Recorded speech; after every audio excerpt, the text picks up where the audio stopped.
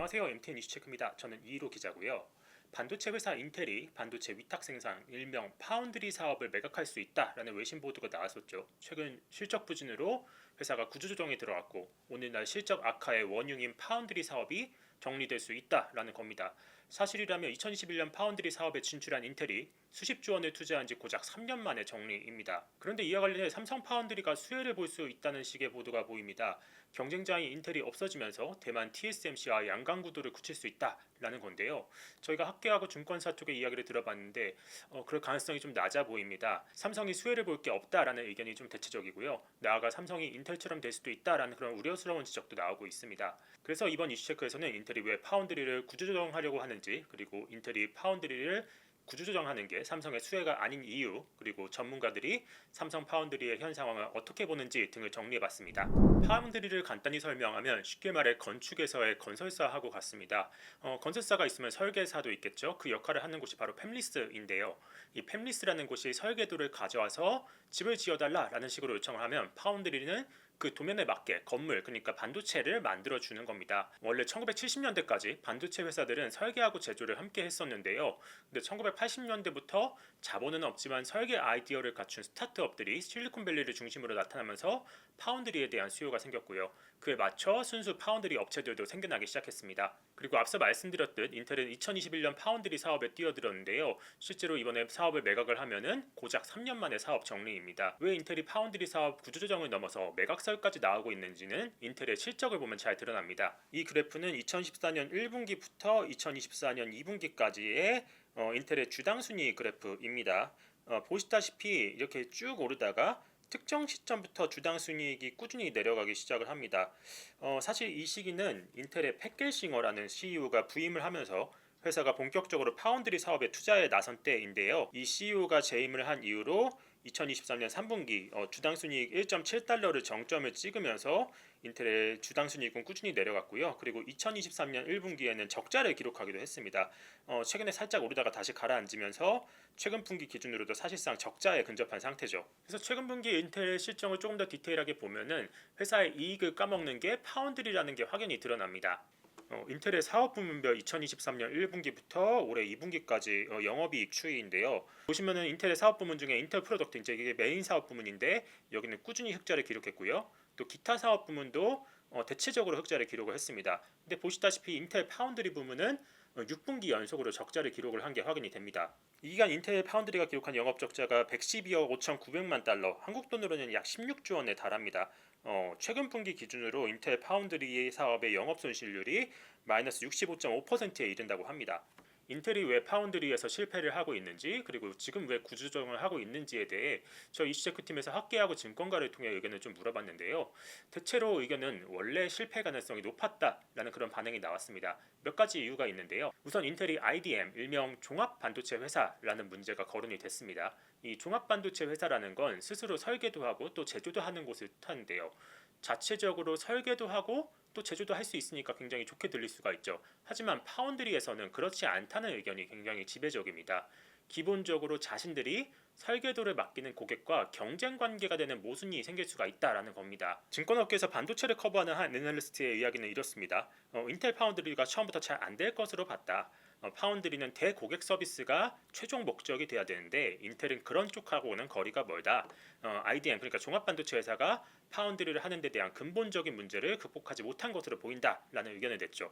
인텔의 기술적 경쟁력이 많이 훼손됐다라는 그런 이야기도 들립니다. 반도체 산업은 인적 자원이 굉장히 중요한데 유능한 인재들이 퇴사를 한 영향이 크다라는 거죠. 유진투자증권의 이승우 리서치 센터장의 의견입니다. 최근 인텔의 핵심 인재들이 회사를 떠나면서 기존에 가지고 있던 기술적 우위들이 사실상 없어졌다. 제조 분야에서 과거 뛰어난 인재들을 인텔이 사실상 몰아내면서 근본적인 경쟁력 자체에 문제가 생기고 있는 것으로 보인다라는 그런 이야기를 했고요. 또 미국의 반도체 전공자들이 제조 분야를 선호하지 않고 있다라는 그런 말도 나오고 있습니다. 포항공대의 이병훈 반도체공학과 교수의 발언인데요. 미국의 반도체 인력들은 이 설계를 하면서 100만 달러씩 연봉을 받고 싶어한다. 그러니까 설계 쪽의 연봉이 훨씬 세다는 거죠. 굳이 제조사로 와서 고생하면서 연봉 30만 달러를 받는 거 원치 않는다. 그러면서 인텔이 미국 정부의 반도체 보조금을 받을 생각으로 파운드리를 밀어붙였을 수도 있지만 그걸 할 만한 인적 수준이나 인프라가 제대로 갖춰지지 않은 것으로 보인다라는 의견을 했습니다. 그래서 인텔은 파운드리 구조조정에 나서고 있는 것으로 보이는데, 근데 일각에서는 이런 인텔의 행보가 국내에서 파운드리를 운영하는 삼성전자의 수혜일 수도 있다라는 말이 나오는 듯 합니다. 인텔이 파운드리 사업부를 매각함에 따라 삼성 파운드리가 그 과실을 점유율을 취할 수가 있다.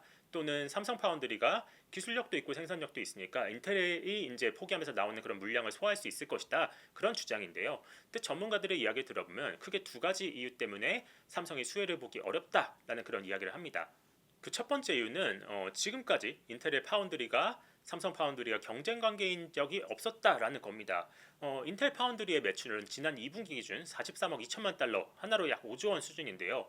근데 파운드리 규모만 봤을 때는 TSMC에 이은 2위입니다. 굉장히 규모가 큰데요. 인텔의 파운드리 매출은 지난 2분기 기준 43억 2천만 달러, 하나로는 약 5조 원 수준입니다. 이게 규모로만 봤을 때는 TSMC, 업계 1위인 TSMC에 이은 2위인데요. 그런데 이 시장조사 업체 트렌드포스의 자료에 따르면 인텔 파운드리는 이 파운드리 업계 순위 가운데 실적에 올라가 있지 않습니다. 왜냐하면은 이 인텔 파운드리의 매출 가운데 약 98에서 99%가 내부 고객, 그러니까 즉 인텔 자기 자신으로부터 발생을 한다라는 겁니다. 그래서 이 실질적으로 남의 제품을 위탁 생산하는 파운드리로 보기 어렵다라는 게 이 업계의 주장이고요. 다시 말해서 인텔이 구조조정을 하더라도 삼성이 인텔로부터 빼앗아갈 점유율 자체가 없다라는 것이죠. 이에 대해서 이병훈 포항공대 교수가 의견을 내줬는데요. 인텔이 삼성 파운드리에 위협이 됐었다면 구조조정이 도움이 되겠으나 지금까지 한 번도 위협이 된 적이 없다. 인텔 구조조정으로 삼성이 반사이익을 본다는 건 미래에 일어나지 않은 피해에 대한 안도감 정도로 볼 수 있다라고 말을 해줬고요. 그리고 둘째 이유는 인텔이 자체적으로 나오는 물량을 삼성 파운드리에 맡길 가능성도 낮다라는 겁니다. 일단 인텔이 구조조정을 하더라도 삼성 파운드리를 쓸 가능성이 낮다라는 게 시장의 중론인데요. 이건 왜냐면은 인텔은 과거부터 자체 공장을 통해서 필요한 칩을 생산을 해왔기 때문입니다. 파운드리를 구조조정하더라도 그걸 삼성에 맡기지 않고 자신들이 스스로 만들 가능성이 훨씬 높죠.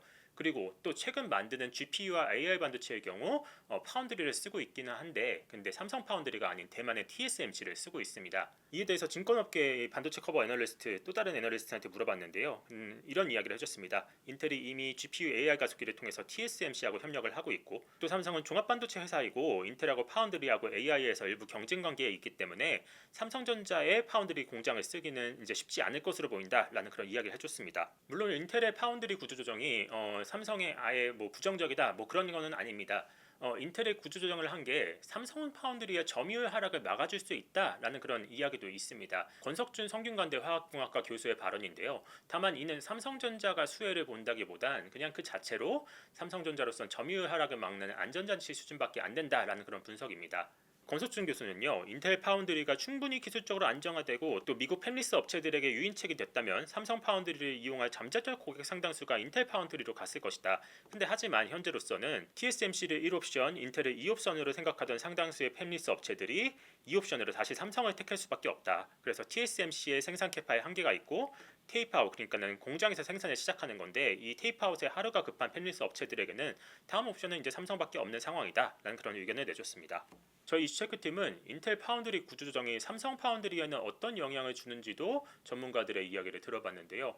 근데 전문가들은 이 인텔 상황과 무관하게 삼성 파운드리의 현 위치를 좀 불안하게 보고 있다라는 그런 뉘앙스가 느껴졌습니다. 우선 큰 틀에서 삼성 파운드리의 점유율이 낮고 그 낮은 점유율이 지속이 되고 있다라는 게 이 전문가들의 지적입니다. 관련 데이터를 보면요. 시장조사 업체 트렌드포스의 자료입니다. 2023년부터 2024년 2분기까지 상위 5개 파운드리 회사들의 점유율 추이인데요. 보시면은 이 삼성 파운드리의 점유율은 2024년 1분기 기준 12.4%였는데 최근 분기 기준으로는 11.5%까지 떨어졌습니다. 6분기 동안 약 0.9%포인트 하락한 거고요. 근데 같은 기간 TSMC는 60.1%에서 62.3%, 약 2.2% 올리면서 업계 1위를 공고하게 지키고 있죠. 이게 또 매출 규모로 봤을 때도 TSMC는 2023년 1분기 167억 달러에서 최근 2분기 208억 달러로 31억 달러를 올렸습니다. 근데 반면 삼성 파운드리는 같은 기간 28억 달러에서 38억 달러로 약 10억 달러 늘리는 데 그쳤습니다. 이처럼 삼성전자가 TSMC의 점유율이나 매출에서 밀리는 데 대해 전문가들은 인텔과 똑같이 삼성 파운드리가 IDM의 위치에 있기 때문이다라는 그런 문제를 지적을 합니다. 다시 말해 이 삼성 파운드리로서는 고객에게 서비스를 제공해야 되는 위치인데 역설적으로 삼성전자 그 자체로서는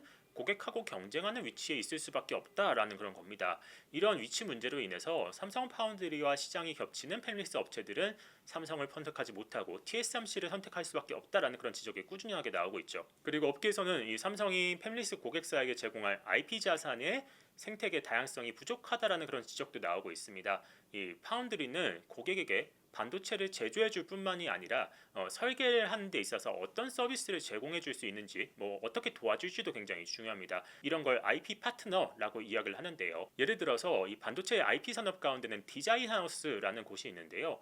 이건 팹리스가 설계한 이 설계도를 실제 칩에서 원활히 작동하도록 도와주는 그런 역할을 하는 업체입니다. 또 칩을 설계하는 소프트웨어인 EDA라는 걸 만드는 그런 업체도 있습니다. 그래서 파운드리가 이런 IP 벤더를 얼마나 잘 갖췄느냐도 파운드리의 경쟁력 차이를 부른다라는 게 업계의 중론입니다. 근데 반도체 업계에 따르면 TSMC의 IP는 7만 4천여 개에 달하는 반면 삼성전자의 IP는 5천여 개에 불과하다라고 합니다. 그래서 두 회사의 이런 IP 경쟁력 차이가 삼성전자와 TSMC의 파운드리 경쟁력 차이를 부른다라는 게 전문가들의 의견입니다. 관련해 권석준 성균관대 교수는 이 TSMC와 삼성전자의 차이점은 생태계의 다양성, 더 정확히는 삼성 파운드리에서 팹리스 고객한테 제공할 수 있는 IP나 삼성 파운드리와 연계된 IP 벤더들의 다양성 차이다.